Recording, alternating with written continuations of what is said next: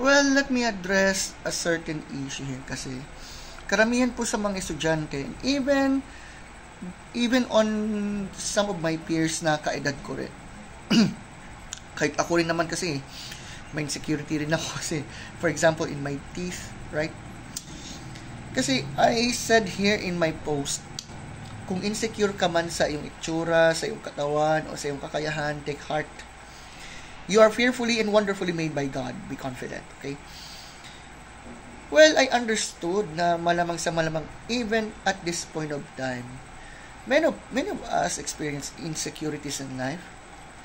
Nahihiya tayo, tapos parang pakiramdam natin, baka hindi ako papansinin, o baka naman ibubuli dahil sa itsura. Well, may nabasa nga kasi ako na isang comment, or let's say, isang message ng isa sa mga estudyante ko kung saan ipinipinpoint yung mga, let's say, insecurities in life, yung mga taong judgmental. Yes, I know. Lahat naman tayo. We know that we were created in the image of God. However, aminin na natin, tayong mga tao kasi, maybe there are some of us naghanap ng attention, kumbaga, so to speak, mahirap. Actually, I myself had lack of confidence before, especially when I was in high school dahil ganun 'di ba? But you know what? Lahat naman ng tao ay nakakaranas niyan. Even I myself sometimes, but ito ipipinpoint ko in address of this as a Christian first. If God really exists, then may meaning yung buhay natin. May purpose kung bakit tayo nandito. I know na malamang hindi natin talaga maunawaan o baka nasasaktan talaga tayo kasi nahusgahan tayo or whatever. Naintindihan naman yan. Siyempre, masakit kasi na baka laging pinipinpoint yung insecurities. Ba? At you know what? Kaya nga ko sinabing take heart. Lakasan ng loob. Be confident.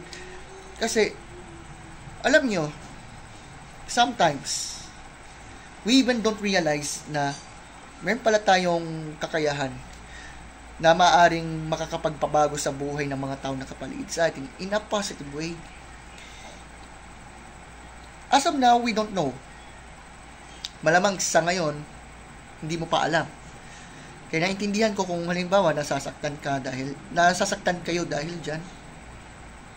Yung nakikita yung ating pagmumuka. Kaya ako nga tingnan nyo nga naman.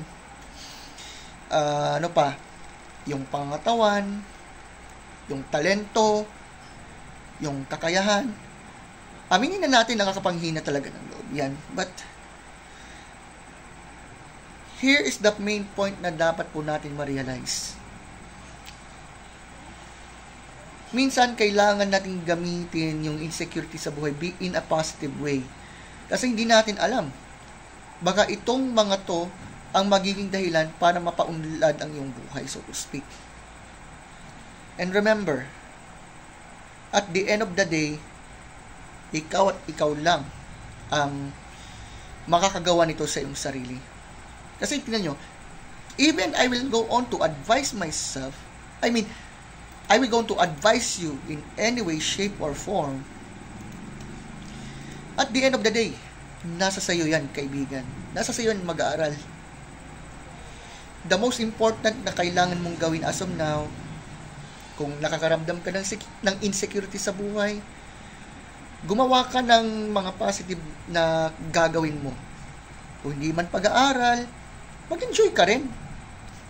Kasi tingnan natin, aminin natin, may mga pagkakataon na stress tayo sa buhay. But, you know what? Minsan, we need to take a break. We need to take refreshments. Kasi, kung puro tayo, yung tipong, ganito, ganyan, hindi na tayo nakapagpahinga, hindi man lamang tayo makakain, ganyan. Kung minsan, hindi nga makatulog, minsan guilty ako dyan. Pero kung hindi natin ma-enjoy yung ating sarili, tapos ang pinapakinggan natin, yung mga ganyan na Ganun? Baka nga mas ano pa, di ba? Sa bagay, natural lang naman na tayo may insecure. Lalo sa mga kabataan na nakikinig ngayon. However, the point here is this. Kung insecure ka, okay lang. Isa pa. If God really exists, isa masasabi ko dyan, may purpose yung life mo. Huwag mong kalimutan yan. At kung palagay mo, ikaw lang yung nakakaranas ng insecurity,